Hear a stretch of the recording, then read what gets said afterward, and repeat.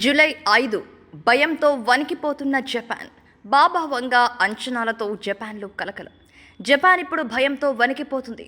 ప్రజలు ఊహించని ఉద్వేగానికి లోనవుతున్నారు. 2025 జూలై 5వ తేదీ దగ్గర పడుతున్న కొద్దీ ఆ దేశంలో గందరగోళం పెరిగిపోతుంది. కారణం రియో టాట్సుకి అనే జాపనీస్ కాలజ్ఞాని ఇచ్చిన ఒక హెచ్చరిక. ఆమె అంచనాల ప్రకారం జూలై 5న జపాన్ తీరాన్ని భారీ సునామీ ముంచేయబోతుంది. ఈ ప్రకటనతో ప్రజల్లో భయం పెరిగింది. టాట్సుకీని జాపనీస్ బాబా వంగాగా పిలుస్తారు. ఆమె చెప్పిన పలు అంచనాలు గతంలో నిజమవడంతో ఈసారి కూడా ఆమె చేసిన హెచ్చరికపై పెద్ద ఎత్తున చర్చ జరుగుతుంది. రియో టాట్సుకి ఒక రచయిత్రి మరియు కాలజ్ఞాని. ఆమె 1999లో రాసిన ద ఫ్యూచర్ ఐ సా అనే పుస్తకంలో బహుళ భవిష్యవాణిలు ఉన్నాయి. వాటిలో కొన్ని ఈవెంట్స్ వాస్తవంగా జరిగాయి. ప్రిన్సెస్ డయానా మరణం, 2011 జపాన్ భూకంపం, సునామీ, కోవిడ్-19 వంటి సంఘటనలు.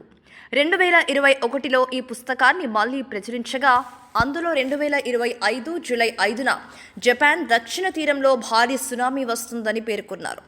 టాట్సుకి ప్రకారం ఈసారి వచ్చే సునామీ 2011లో జపాన్ను నాశనం చేసిన సునామీ కంటే చాలా పెద్దదై ఉంటుంది. నీటి అడుగున ఏర్పడే పేలుడు, అగ్నిపర్వతాల అశాంతి దీనికి కారణమవుతాయని ఆమె ఊహించారు.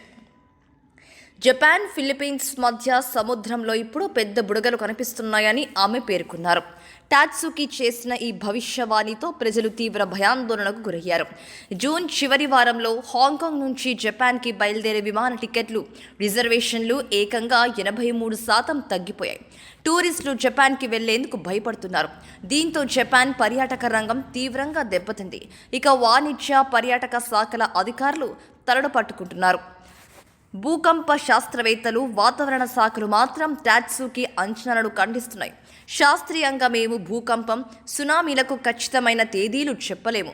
టాట్సుకి చెప్పిన విషయానికి శాస్త్రీయ ఆధారం లేదని జపాన్ వాతావరణ శాఖ పేర్కొంది. జూలై 5న సాధారణ వాతావరణం ఉంటుందని అధికారిక ప్రకటన కూడా ఇచ్చింది.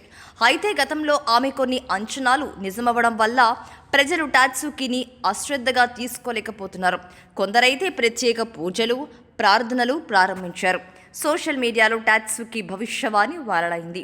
దీని ప్రభావంతో విమాన ప్రయాణాలు మాత్రమే కాదు, బహుళ రాష్ట్రాల్లో స్కూల్స్, ఆఫీసుల స్థాయిలో కూడా అప్రమత్తత పెరిగింది.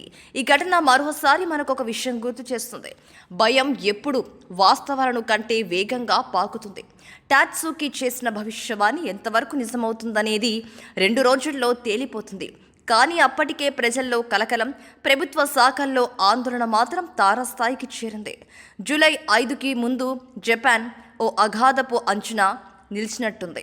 అది ప్రకృతి వైపరీత్యమేనా, లేక భయాన్ని కలిగించిన ఓ ఊహ మాత్రమేనా? ఇలాంటి మరెన్నో ఆసక్తికరమైన విషయాల కోసం తెలుగు డెస్క్ ఛానల్ని సబ్స్క్రైబ్ చేయడం మర్చిపోకండి. Thank you.